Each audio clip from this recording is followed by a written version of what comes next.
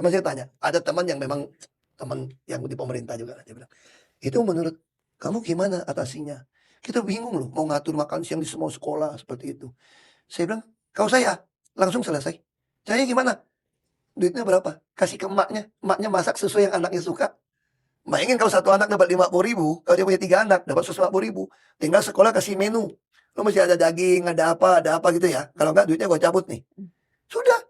Daripada pengadaan, ada yang ngambil untung, ada packaging, ada tender. Jadi uangnya langsung dikasih ke ibunya? Ibunya aja. Terus hemat satu kementerian, urusan begitu. Terus happy dong. Bayangin kalau orang yang pas-pasan hidupnya ya. Dapat 150.000 nih buat belanja. Makan daging sama kakek neneknya semua, mak bapaknya makan semua. Adiknya belum sekolah juga makan. Sederhana tuh. Cuma mas saya kayak gitu mungkin. Yang mau jadi supplier gak kebagian aja kali gitu ya.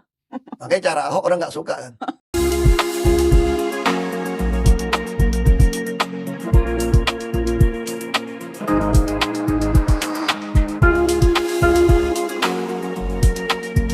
Anda optimis IKN akan berhasil kok? Saya nggak ikutin. Tapi waktu saya di Pertamina itu, saya sangat optimis akan cepat. Kalau kita pakai semua wilayah kerja, semua aset di Pertamina. Karena sudah ada struktur jalan kan. Kita bukan buka hutan baru gitu loh. Kalau mau di Kaltim. Karena lebih cepat kita punya tanah bisa ribuan hektar segala macam. Jadi Anda termasuk kalau yang cuma pengen jadi ibu kota gitu ya. Lebih cepat kan? Dan nasib Jakarta setelah nanti IKN menjadi ibu kota, Enggak kan ada masalah. Sama tetap jadi ibu kota, orang pintar banyak di Jakarta, semua orang kaya di sini, bangunan itu banyak. Yang penting Jakarta dijaga jangan tenggelam lah. Kadang kita kan terus turun kan. Nah mau nggak mau kita mesti nyontoh cara Belanda. Gimana cara nutup, cara tapi termasuk posisi pulau reklamasi segala macam gitu. tidak akan posisi ibu kota di Kalimantan tidak akan mengubah arti strategis Jakarta. Iya, saya kira ke depan kan makin bagus kok. Kalau kita lihat dari Jakarta punya desainnya, saya kan tanda tangan sama Menteri PU zamannya Pak SBY dulu. Kita tuh ada 6 ruas tol dalam kota waktu itu. Terus saya nggak tahu dievaluasi atau enggak. Kita ada 2 auto ring road. Nanti salah satu auto ring road yang lain itu nyambung sampai ke Sentul. Dan bahkan yang berikutnya lagi itu bisa motong rencananya semua nyambung. Jadi ke depan ada kereta semuanya, orang-orang tuh akan mulai tinggal di pinggiran sebetulnya. Oke. Yang gitu kan. Nah, Jakarta tentu kan jadi kota yang mahal karena tinggalnya kota, tapi bagaimana pemerintah harus bantu. Misalnya kemarin saya tanya teman, ini cerita aja lah. Ini kalau betul-betul susah makanan bagaimana? Orang di PHK gitu banyak. Kalau nggak makan gimana? Sakit udah oke lah, kita bisa tanggung lah. Kalau makan gimana? Saya bercanda begini, tapi saya bisa lakuin. Saya bilang. Ya harusnya kalau pemerintah suruh anak-anak SMK praktek saja bikin nasi goreng. Kenapa nasi goreng? Sisa nasi malam restoran kan banyak. Itu nasi goreng terus ditulis. Yang tidak ada makanan silakan makan. Nah kenapa mesti nasi goreng terus? Supaya yang punya makanan bosan dong pagi siang malam nasi goreng kan. Terus anak-anak SMK jadi praktek. Kita tahu di mana. Buka aja makan. Ini makan siang yang gratis yang beneran. Gak usah pikirin kementerian, gak usah pikirin anggaran gitu. Gak usah 71 triliun ya? Saya bilang ya, kalau saya kasih usul gitu ya. Ada teman. Tapi bergizi nggak? Kan ini maunya pemerintahan Prabowo makan siang yang bergizi. Pasti bergizi dong. Kan saya kasih tahu ini. Teman saya tanya, ada teman yang memang teman yang di pemerintah juga. Dia bilang, itu menurut kamu gimana atasinya? Kita bingung loh mau ngatur makan siang di semua sekolah seperti itu. Saya bilang, kalau saya langsung selesai. Caranya gimana? Duitnya berapa? Kasih ke emaknya masak sesuai yang anaknya suka. Bayangin kalau satu anak dapat 50.000, kalau dia punya 3 anak dapat 150.000, tinggal sekolah kasih menu. Lo mesti ada daging, ada apa gitu ya. Kalau enggak duitnya gua cabut nih. Sudah. Daripada pengadaan, ada yang ngambil untung, ada packaging, ada tender. Jadi uangnya langsung dikasih ke ibunya? Ibunya aja. Terus hemat satu kementerian, urusan begitu. Terus happy dong. Bayangin kalau orang yang pas-pasan hidupnya ya. Dapat 150.000 nih buat belanja. Makan daging sama kakek neneknya semua, mak bapaknya makan semua. Adiknya belum sekolah juga makan. Sederhana tuh. Cuma mas saya kayak gitu mungkin. Yang mau jadi supplier gak kebagian aja kali gitu ya. Makanya cara Ahok orang gak suka kan. Ini praktis, apa yang susah sih? Kayak gitu loh. Yang itu gampang. Oke. Kasih ke mak lu duit. Ya kan? Ini misalnya ini ide-ide atau contoh ini. Apakah kemudian ini yang waktu itu bilang kok Ahok membuat kok Ahok merasa kalau sekarang dikasih jabatan gubernur sudah lebih siap? Itu konteksnya karena itu udah lebih punya ide-ide macam-macam ini. Kalau ide dari dulu mah aku mah nggak putus-putus lah. Iya. Ya, karena teman banyak kan dengan si A, si B, si C gitu kan. Dia untuk ngomong gue dapat ide kan. Tapi kalau ini kenapa waktu itu bilang saya sudah lebih siap jadi gubernur? Iya dong. Anda pernah nggak kuliah S3 di Makobrimob? Ini jebolan Makobrimob bos. Itu kok aku serius nanya, jebolan Makobrimob itu menurut Ahok menaikkan harga, bukan justru menurunkan? Saya nggak bicara harga. Kalau harga sebenarnya kekuasaan Tuhan kasih, orang milik kok. Yang saya maksud, Anda di dalam tuh belajar menguasai diri. Karena yang paling penting pun, penguasaan diri itu melebihi orang yang menaklukkan kota. Jadi kalau kamu jadi jenderal yang hebat, bisa menaklukkan satu kota, itu kalah dengan orang yang bisa menguasai diri. Nah, itu kelemahan saya kasih contoh kan. Kalau dulu dia bilang ini bukan teh air putih, gua ajak lu ribut. Berjam-jam tuh, ngabisin waktu gitu. Kalau sekarang saya cuma sekian. Karena di dalam tuh saya belajar. Dan kemudian Nah, itu jadi satu, saya bilang kan, saya jadi belajar banyak di dalam. Banyak orang tanya, kalau dunia bisa diputar balik, kamu mau nggak? Kalau bisa menghindari, kan biasa film-film kan gitu kan, waktu gitu kan, putar, lalu kita supaya menghindari itu. Anda bisa jadi gubernur, tapi Anda juga tidak masuk ke tahanan. Itu yang saya maksud, saya bilang, saya pilih tetap sama. karena Kenapa? Ya. Karena saya akan jauh lebih siap jadi apapun ketika saya bisa menguasai diri saya. dan apakah memang Itu yang saya maksud itu. dan ketika mengatakan itu berarti siap kalau kita bicara konteks politik hari-hari ini yang di depan mata kan pilkada Ya. serentak. Termasuk juga kesiapan untuk maju ke salah satu pilkada Dan apakah saya bilang, Jakarta saya atau masih apapun. tetap politisi kan. Sebagai kader politik, di tugas mana pun bisa. Tapi sebagai teman Ibu Mega, saya mesti bilang dong, Bu, saya nggak mau yang itu, Bu. Ya, kira-kira gitu. Jadi nggak mau yang mana, Pak? Iya, teman-teman suruh pakai ini. Ke NTT lah, ke Sumut lah, ke Bali lah, kemana-mana. Saya bilang, aduh, Bu, kalau boleh jangan deh, Bu. Nah, Ibu, tugasin saya tuh ngajar aja. Di Jakarta nama Ahok kan muncul di rekomendasi Masa Jakarta DPD. tuh PDIP Perjuangan nggak bisa majukan. Kursi kurang 6. Makanya dengan cara pemikiran yang sama, teman-teman bilang begini. Daripada lu kagak maju, kenapa nggak maju di Sumut? Karena di Sumut kursi cukup kan. Terus saya bilang, dari dulu, ini mirip kayak dulu di Bangka Belitung. Saya ngumpul KTP nggak kekumpul Jakarta. Terus kenapa nggak pulang ke Bangka Belitung jadi gubernur? Saya jawab, saya ini bukan mau jadi gubernur kok. Saya ini cuma mau jadi showcase. Kasih tahu nih, ini loh bisnis model. Kalau mau memanage kota itu seperti apa gitu loh. Oke. Kalau mau manage rakyat itu seperti apa. Supaya ada standar. Jangan orang merasa, nggak mungkin lah punya gubernur yang tiap pagi siang malam balasin WA kita, ngurusin kita. Terus datang ke balai kota diladenin. Nggak ada apa, dibantuin. Kan itu kan persepsi kita dulu. Nah ketika saya muncul di Jakarta, balai kota jadi milik semua orang. Oke. Lu nyangkut ijazah, semua operasional saya kirim, bantu. Kan jadi itu sesuatu yang saya maksud. Kembali ke situ. Jadi sebagai kader partai akan tunduk pada apapun keputusan partai. Dan saat ini keputusan partai belum ada karena Nah, untuk kalau kita bicara di Jakarta kan Partai udah putusan gini, sebetulnya Bu Mega udah minta sama saya, makanya saya ngajar kan. Kan beberapa kepala daerah sudah dapat rekomendasi surat. Nah saya disuruh ngajarin gimana sih caranya bisa menang. tapi berarti bukan sebagai calon. Kelihatannya bukan ya. Tadi Ahok bilang rasanya tidak akan maju sebagai calon tapi ada penugasan lain. Yang namanya tapi kalau kita masih fokus di situ kok soal siapa yang akan dicalonkan PDI Perjuangan. Yang jelas nama Ahok waktu itu masuk rekomendasi, ada nama Pak Pras juga. Kemudian yang menarik ada nama Anies Baswedan. Ya. Dan setelah itu sempat ada kode-kodean tuh antara Mbak Puan dan Mas Anies ini nih saling lempar kode. Aku mau minta tanggapan Pak Ahok soal itu. Pak Anies juga katanya tertarik juga ya? Iya. Menarik juga Pak Anies. Puan menyatakan ketertarikan kepada Mas Anies. Menarik gitu. Maju di pengadilan PDIP juga menarik.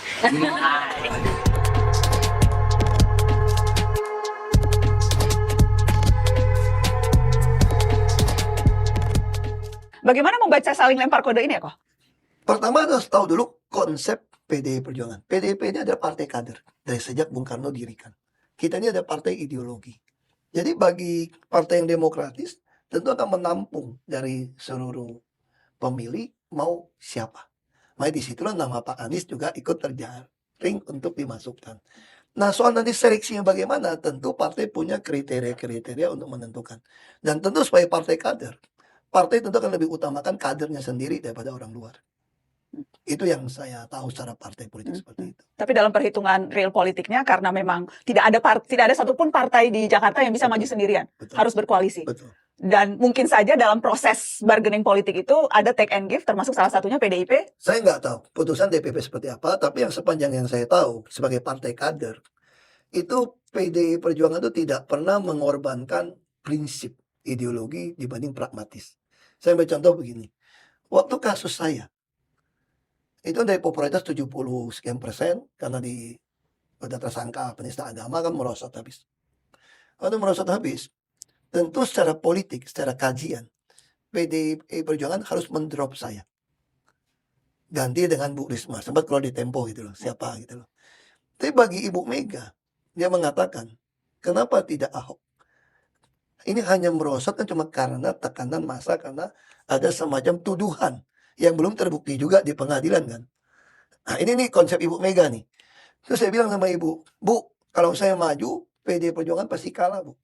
Udah merosot kok. Trennya udah turun kok. Udah dibilang penista agama kok. Udah ayat-mayat di mana-mana kok. Pasti kalah nih. Terus Ibu bilang, berpartai harus ada prinsip. Mau jadi apa ideologi partai ini? Kalau Pak Ahok yang petahana, kerja bagus, jujur, harus mundur karena tekanan orang. Tapi kita partai kan harus menang, Bu. Kemenangan itu bukan dapatkan jabatan. Kemenangan itu ketika kita berhasil mengedukasi rakyat, memahami ideologi partai kita. Pak Ahok sadar nggak kenapa partai yang didirikan bapak saya dia bilang bisa bertahan hari ini dengan gempuran-gempuran? Karena kita ini partai kader dengan ideologi yang jelas. Oke. Nah kalau kita tekan orang lalu mundur, ini partai mau jadi apa? Nah ini model-model yang saya sampaikan. Jadi saya kira buat saya isu seperti ini mesti tanya ke DPP lah, jangan saya. Tapi saya udah kasih tahu kira-kira kayak gini lah. Itu Tadi sih. kok Ahok bilang Tempo yang jelas menarik, majalah Tempo itu juga sempat menurunkan laporan utama belum lama ini kok. Cawe-cawe Jokowi jilid 2 menjegal Anies Baswedan mengusung Kaisang Pangarep. Saya kira itu sih hak-haknya wartawan nulis ya, kan punya hak untuk Ya, pertanyaannya bukan di soal itunya, tapi apakah memang membaca situasi politik hari-hari ini itu kemungkinan itu ada? kalau saya balik 2017 Pak Jokowi kirim Pratikno ketemu Pak Prabowo, justru Arif coba Anda cari di beritanya itu loh. Justru si Arif itu bilang apa Puyono? Terus tanya wartawan, apakah itu supaya menjegal Pak Anies? Terus Arif Puyono bilang enggak, justru Pak Jokowi kirim Pratikno buat dukung Pak Anies supaya Ahok yang nggak naik, kira-kira gitu. Lalu beberapa hari kemudian saya ke Pulau Seribu, lalu keluar suntingannya Buniani. Lalu Buniani dalam sidang mengatakan, saya mana bisa bikin potongan begitu kalau bukan dari Gerindra, katanya gitu loh. Nah, jadi kalau wartawan mengatakan Pak Jokowi menjegal Anies, saya kira enggak juga ya. Justru saya kira kalau mau jegal lebih takut jegal Ahok lah, lebih repot. Bayangin kalau Ahok bilang, makan siang gratis nggak perlu ada kementerian, gampang. Masaknya nasi goreng, kasih duitnya ke emaknya. Apa nggak bikin kekacauan kalau kasih Ahok ngomong gitu? Kan udah ngomong barusan. Makanya lebih baik pilih orang yang gimana? Ya kalau bisa saya juga jadi menteri ngurusin gitulah. Beda. Kalau Kalau saya nggak suka. Saya orangnya beda. Saya nggak bisa. Jadi- Saya nggak mungkin bilang gitu lah. Lu ini lagi susah nih. Kamu punya ide mau nggak kamu jadi menteri supaya ngurusin ini? Aku akan bilang sama kayak menteri BUMN. Saya bilang ke Pak Jokowi, Pak, setelah saya masuk ke dalam BUMN nih Pak ya, di Pertamina Pak ya. Saya pikir nggak perlu ada kementerian BUMN Pak. Persis kayak tulisan bukunya Pak itu apa? Mungkin lupa gue. Tani Abeng, masih om saya jadi lupa. almarhum. Indonesia In. Itu masih om saya kan. Dia kasih tahu saya buku. Oke. Ngapain? Jadi kembali ke Ahok sebelum terlalu jauh. Jadi kok Ahok tidak melihat istana berupaya menjegal pencalonan Anies Baswedan. Itu Ya saya kira nggak perlu jegal lah. Pak Jokowi kan juga pakai hitungan. Dia pakai survei semua kan. kalau poin keduanya berupaya menaikkan Kaisang Pangarep. Saya kira kalau survei di Kaisang lebih bagus di Jawa Tengah, isu terbaru dia kan taruh di Jawa Tengah. Orang politik kan ngitung ya mereka ya. Kan apa Pak Jokowi kan Pak Jokowi kan ngitung survei ngitung gitu loh. Nah, saya kira Jadi wajar kalau bukan kemudian wajar, saya kira belum tentu tuduhan seperti itulah gitu loh. Hmm. Kenapa? Karena pilkada ini Oh. langsung dan serentak. Ya. Tidak mudah lagi mengirim orang kayak zaman saya tuh ada tamasya ini datang dari luar. Beda. Ini kan serentak. poin gitu. bahwa putra bungsunya juga akan maju, apakah dimajukan atau maju ke dalam Saya nggak tahu ya. kontestasi? Saya kira Menurut Anda itu masing-masing keluarga punya persepsi. Punya berpikir yang berbeda. Ya kan? Anda memaklumi itu kok? Ya secara teman ya saya secara manusia ya bisa saja kan secara manusiawi ya. Itu kan the human nature. Ya dong. Nah kalau bilang secara Human nature apa? human nature kan pengennya orangnya semua dong. Pengennya keluarga nomor satu. Ya, itu kalau di perusahaan keluarga. As a human nature. Nah makanya kan soal persepsi dong. Berbeda kok. Tadi kan kok enggak. Ahok di awal bilang soal meritokrasi. Betul, Kalau sekarang seolah-olah betul. memaklumkan nih. Secara Mana yang benar di Ahok yang mana nih? secara pribadi oke. Itu saya maksud. Anda harus dengar dulu. Tapi bagi saya kenapa saya mesti berjuang ke depan? Ada satu kalimat yang sangat suka saya hafalkan. The foundation of law has collapsed. What can the righteous do? Itu ada keluhan Nabi. Kalau fondasi hukum sudah runtuh, apalagi yang bisa kita harapkan untuk kita berdebat? Kalau MK adalah penjaga konstitusi kita, sudah bisa ada hasil pemeriksaan ada masalah, kita bisa lakukan apa lagi? Selain kita berharap sekarang di dalam pilkada ini akan keluar kepala daerah yang betul-betul mengerti keadilan sosial di posisi terbaik ada ketika dia menggunakan kekuasaannya, mengkoreksi segala sesuatu yang berdiri menentang cinta negara, cinta rakyat. Oh, saya ingin kembali ke tadi, ke soal munculnya nama Ketua PSI, Kaisang Pangarep, Ya. dalam bursa kepala daerah. Ya. Kemarin Mbak Puan udah bilang, ya menarik juga gitu, untuk Siapa di bilang? Jawa Tengah, Mbak Puan. Ya itu kan saya nggak tahu. Dia ketua kan, ketua DPR kan berhak Iya. ngomong kan. Iya, iya.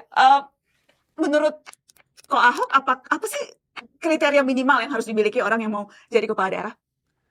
Ya. Apakah misalnya, kalau kita ambil contoh Ketua PSI nih, Kaisang, yang belum 30, tetapi karena Mahkamah Agung mengeluarkan putusan, jadi sekarang akan bisa maju kalau memang ingin maju. Itu kualitas kepemimpinan yang seperti apa sih yang harusnya kita tuntut dari seorang pemimpin? Nah ini yang saya ditanya waktu saya mulai masuk ke politik. Saya ditanya orang juga sama. Apa sih hebat lu sampai lu mau jadi bupati? Emang lu pernah pengalaman jadi bupati? Lu pernah pengalaman di politik? Lu pernah jadi dulu kan?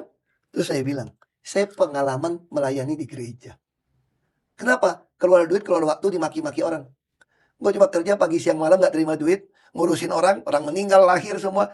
Itu pengalaman saya. Bagi saya yang paling dibutuhkan itu adalah punya empati pada rakyat. Membantu the poor and the needy. Oke. Itu yang saya tahu. Lu mesti takut akan Tuhan. Lalu bagaimana saya tahu Anda seperti itu? Disitulah kita katakan teori Abraham Lincoln, Presiden ke-16 Amerika. Oke. Mau nguji karakter orang, kasih dia kekuasaan kan. Nah makanya saya memulai kekuasaan di DPRD. Untuk mempertontonkan pada warga Belitung Timur. Lu lihat nih, gue jadi pejabat DPRD nih. Gue nyolong apa enggak? Studi banding atau enggak? Gue bantu lu atau enggak? Bisa atau enggak? Kalau lu percaya, karakter gue kan sama waktu gue jadi bupati. Oke. Jadi bagi saya, bukan berarti Anda harus pengalaman pula jadi pejabat. Kalau cuma pengalaman buat maling, untuk apa? Tapi itu juga mesti lihat. Kalau prosesnya sudah sedikit bermasalah, kita khawatir. Orang itu kalau terlalu muda, dia berpikir segala sesuatu mudah. Dan ujung-ujungnya hanya mempertahankan kekuasaan. Kita bukan mau mempertahankan kekuasaan kok. Kita bukan mau cari penguasa, kita mau cari pemimpin yang bisa bawa rakyat ini kata Bung Karno untuk keluar nih. Oke. Untuk keluar dari kesulitannya gitu. Yang kemudian juga dipersoalkan atau paling tidak dipertanyakan kan juga hubungan kekerabatan dengan Presiden Jokowi. Setelah Gibran, kemudian juga di Sumatera Utara akan maju calon gubernur dari menantunya, dan kalau memang jadi putra bungsunya akan maju. Ya. Tapi kemudian ada yang mengatakan, loh tapi PDIP juga dinasti politik loh. Ya, Bagaimana kemudian, jadi kalau misalnya ada yang kritik oposisi PDI Perjuangan soal dinasti, PDIP nggak punya kredibilitas untuk bicara soal dinasti. saya cerita gini, itu ada perbedaan begini. Ibu Mega kan saya tanya, waktu itu ada isu Mbak Puan mau maju presiden sebelum Pak Ganjar nih. Bukan isu, Ya, aku nggak tahu pokoknya ada isu itu. beneran mau maju. Lalu saya tanya sama Ibu Mega, Bu, apa betul akan nyalonin Mbak Puan jadi presiden gitu ya? Tahu Ibu jawab apa? Salahnya di mana? Salahnya di mana? Ya nggak ada salah sih. Terus Ibu bilang, saya menyiapkan anak saya loh. Makanya saya bagikan. Mas Tatam tidak urus politik. Mas Prananda urus partai, tidak di eksekutif legislatif. Nah, saya menyiapkan Mbak Puan di eksekutif legislatif. Dia jadi menteri, jadi apa, sampai ketua DPR. Apakah dia tidak pantas jadi presiden setelah melalui proses begitu? Tetapi Pak Ahok, saya sebagai ketua umum partai, pertama saya malu sama bapak saya yang dirikan partai, dirikan negara ini. Kalau rakyat tidak menghendaki Mbak Puan jadi presiden, masa saya paksakan? Saya tetap akan mencalonkan kader terbaik partai. Kalau nggak Pak Ahok, kenapa bisa bareng sama saya di partai ini? Kalau saya lakukan itu berdasarkan meritokrasi Pak Ahok masih mau nggak di partai saya? Itu pertanyaan Ibu. Itu yang maksud beda. Ini saya maksud memegang meritokrasi. Bedanya dengan Pak Jokowi? Ya, karena Pak Jokowi nggak pegang partai mungkin ya. Ya, nggak tahu maksudnya apakah menyiapkan dengan melihat menyiapkan sedemikian rupa. Saya gitu ya? tidak melihat beliau menyiapkan. Karena dari awal beliau selalu mengatakan anaknya untuk bisnis. Kan jual martabak, jual apa gitu ya. Nah, saya nggak melihat. Kalau tiba-tiba ada perubahan, mesti tanya sama Pak Jokowi. Dalam hal ini, saya pribadi, saya ya teman gitu ya. Tapi Masih temenan sama Pak Jokowi? ya saya sih tapi saya nggak tahu dia masih teman sama saya nggak. Saya sih masih teman. Saya masih merasa tetap teman saya. Kita bareng-bareng kok gitu lama itu ya. Dulu sih kompak banget. Ya kan? Ya kompak lah, karena aku kan kerja harus rajin. Iya, kompak banget dulu. Sekarang udah nggak kompak ya? Nggak juga sih, belum ketemu aja. Kapan terakhir ketemu? 1 tahun lebih lah. Apa waktu itu masih nggak ketemu ya? Beliau panggil saya, kali ini suruh saya jadi dirut Pertamina. Spesifik waktu tujuannya diminta jadi dirut. Iya. Setahun lalu itu tuh. Ya, cuma saya bilang, kenapa baru sekarang? kan udah bagus, udah untung. Saya bilang saya jadi komet juga, saya udah happy kok selama di Root-nya mau nurut sama saya kan. Kan nggak pernah rugi terus bisa untung-untung tuh sampai tertinggi gitu kan tahun terakhir kan. Nah, saya udah spesialis saya lah, tahu pretelin detail gitu. Nah, terus bilang, kenapa? Saya masih bercanda gini. Bukan Pak, kalau ada orang lain aja Pak. Paling enak jadi komet Pak. Nah, kenapa? Kan saya bilang Pak, saya lagi terapi nih Pak. Terapi apa? Terapi main golf Pak. Terapi piano Pak. Terapi Mandarin Pak. Saya les Pak. Mau saya dapat terapi. Banyak orang kalau jadi dirut Pak, duitnya banyak Pak. Mungkin 25 sama 100% nih Pak. Saya juga mau nih Pak. Saya bisa dapat, saya bisa, kan udah bilang apa Pak, saya bisa kasih keuntungan 5 miliar. Saya tinggalkan terakhir udah 4,3 miliar. Emang berapa sih gaji dirut sampai apa? Dirut bisa sampai 500 juta. Sebulan? Iya. Kalau kamu? 180-an. Tapi itu di luar bonus tantiam dan Kalau lain-lain. itu kan ada untung. Iya. Kalau nggak ada untung nggak bisa. Kalau ada untung 1% sampai 1,3%. Dan dibagi ke seluruh. Bagi sampai pegawai semua. Iya, iya. Itu pun saya turunin baginya ketika untung gitu banyak. Oke, 1%. jadi malah Nah, ngomong saya- itu. terus dia Kembali bilang, ke Pak saya- Jokowi, jadi gimana Pak Saya bilang Jokowi? gitu Pak, jangan saya Pak, lebih baik orang lain aja Pak.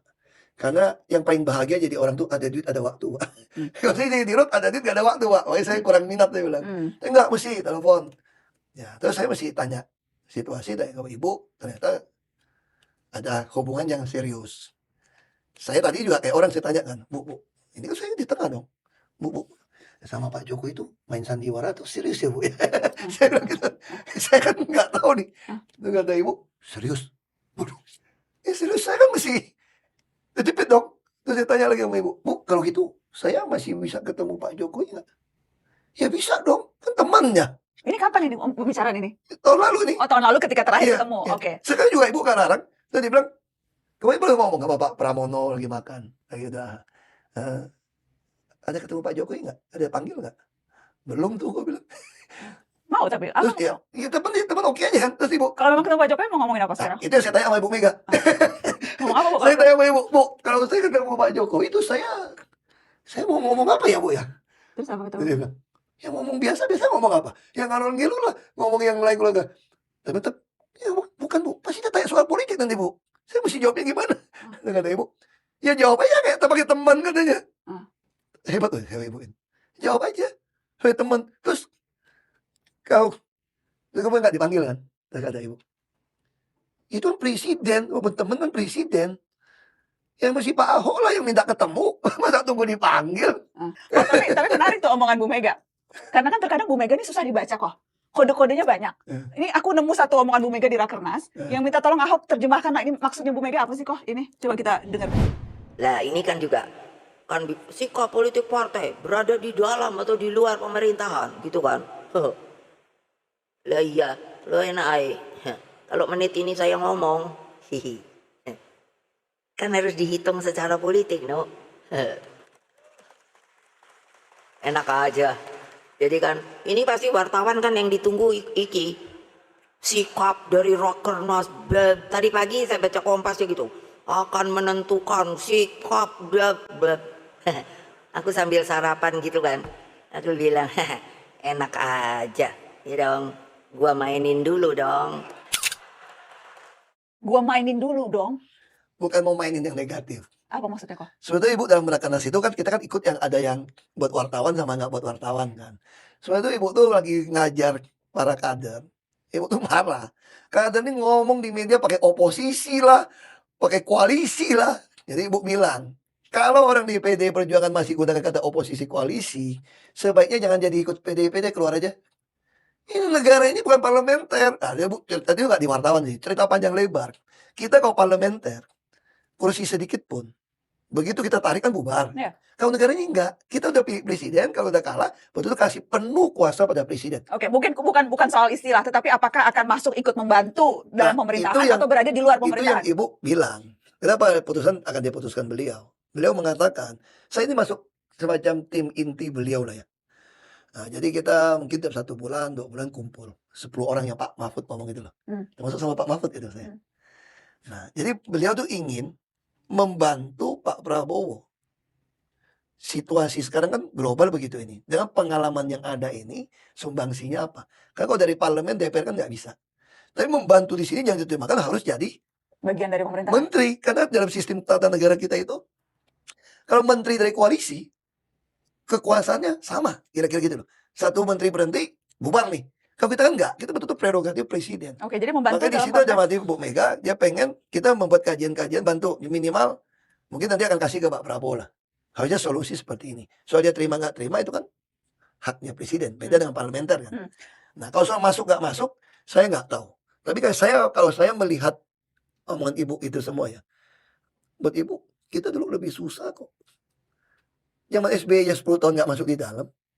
Bagi ibu tuh bukan. Tapi kita juga nggak mau jadi orang di luar pemerintah yang pokoknya apapun nggak. Nggak bisa juga kok di DPR kok.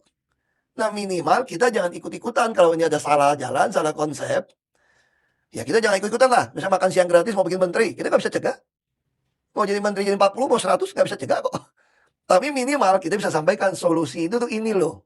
Nah itu yang dimaksud ibu sebetulnya. Jadi membantu. Ya, tentu kita bantu dong. Kita nggak mau dong negara ini hancur dong. Ya. Masa kita mau biarin negara ini hancur? Biarkan rakyat 5-10 tahun susah. Nggak mau dong. Ibu bilang, saya nggak tega.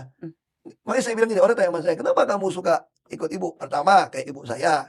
Xiao-nya sama, umur sama. Saya bilang, terus yang penting, beliau selalu ngomong. Kalau saya ngomong sama ibu ya. Jadi, mungkin ini Asian value yang benar. Dia bilang gini. Emang yang nggak benar yang mana kok? Ya, saya nggak tahu. Karena tadi benar, berarti ada yang nggak benar dong. Ada kalau yang nggak benar, kan ada juga yang value yang pengen Iya.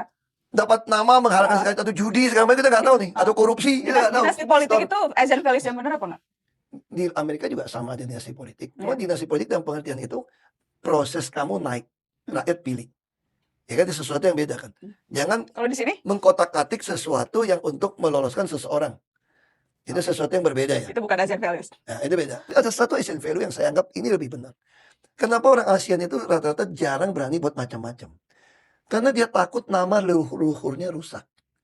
Nah ini yang dilakukan Ibu Mega tuh nggak? Ibu Mega selalu bilang, kalau saya tidak urus negara ini dengan baik nih Pak Ahok, saya malu sama bapak saya yang mendirikan negara ini, yang sudah berkorban.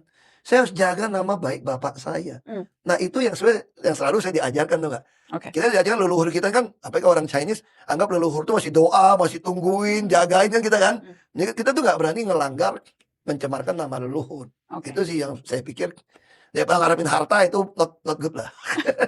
Oke. Kok aku mau nanya terakhir nih, karena tadi kan aku udah bilang Itu udah berapa lama nih? Ya makanya aku mau nanya Aduh, terakhir, mau udah nanya terakhir. Banyak amat pertanyaan susah-susah amat Soalnya nih. kan tadi aku bilang di awal, Aduh. aku bilang di awal, aku ngundang Pak Ahok ini banyak topik Aduh. sebagai politisi yang sudah. Kayaknya mesti bayar honor lama-lama nih. Iya ya, soalnya sekarang udah nggak ada pemasukan Pertamina, susah duit ya kok. Kita adalah. Oh, alhamdulillah kalau masih ada. Jadi kita mengundang Pak Ahok ini sebagai politisi 20 tahun, kan masuk politik tahun 2000, sekarang udah 2004, 20 tahun loh kok. Saya tepatnya masuk 2003. 2003. Oke lah, 20 tahun. kurang-kurang. Iya, 20 tahun. Dari DPRD sampai Politisi 20 tahun, mantan kepala daerah, Ya. pernah bupati, pernah mantan wakil, DPRD juga. mantan DPRD, mantan kepala daerah, DPR RI juga. mantan DPR RI. Dan tadi saya mau spesifik satu, mantan anak buah Prabowo, Iya. karena pernah di Gerindra. Iya. Iya kan? Iya. Pak Prabowo kemarin habis dioperasi tuh kok. Udah ngirimin ucapan. Aku nggak ada kontaknya. Masa sih nggak ada kontak Pak Nah, Prabowo? dari dulu nggak pernah ada. Kapan terakhir? Saya kontak Pak Jokowi juga saya nggak punya. Hmm. Dari dulu. Hmm. Nah saya Kemarin- terakhir kemarin ketemu sempat- Pak Prabowo terakhir lagi di istana atau di mana saya lupa ya. Beliau sih ketemu canda sama kawinan berapa kali ketemu. Tahun lalu lah sebelum Pilpres lah. Aku ingat sebelum Pilpres kan sempat rame tuh statement Ahok soal Pak Jokowi dan Pak Prabowo harus hati-hati, kemudian melihat bagaimana hubungannya ke depan, bagaimana nanti setelah terpilih dan sebagainya pemerintahan. Melihat sekarang, kita mau tunjuk itu fotonya, kemarin kan dijenguk Pak Jokowi dan sebagainya. Melihat hubungan antara dua presiden, yang satu upcoming, yang satu ongoing, itu melihat hubungan mereka, kira-kira negeri ini akan seperti apa ya kok? Ya kalau dia bisa hubung kayak begini benar sih ya puji Tuhan lah. Alhamdulillah. Orang punya dua kepentingan, punya partai berbeda, kita nggak tahu. Saya nggak tahu. Jadi kadang-kadang tuh ya, Pak Jokowi kan nggak punya kita partai. cuma, ya kan dia masih punya. Apalagi saya lihat ya, saya bukan nuduh atau gimana, saya melihat langkah catur ke depan. Kan MK juga sudah memutuskan tidak ada parliament threshold. Itu artinya ke depan akan banyak dibentuk partai-partai baru kecil-kecil. Karena kan, makanya kenapa Ibu Mega bilang, partai itu ada kaderisasi ideologi itu gitu. Kita bertahan karena ideologi, bukan karena terima beras, terima minyak goreng, atau terima baju. Oke, jadi Karena kalau itu terjadi, akan terjadi pembagian merata. Nah, saya cuma khawatir kalau orang punya duit seperti itu, kalau rakyat tidak dididik dengan baik tentang ideologi, tentang kaderisasi, mungkin partai akan terjadi 2%, 1%, 3%. Tapi kalau yang punyanya itu adalah 10 partai, satu orang punya, dia bikin semacam akhirnya kayak koalisi.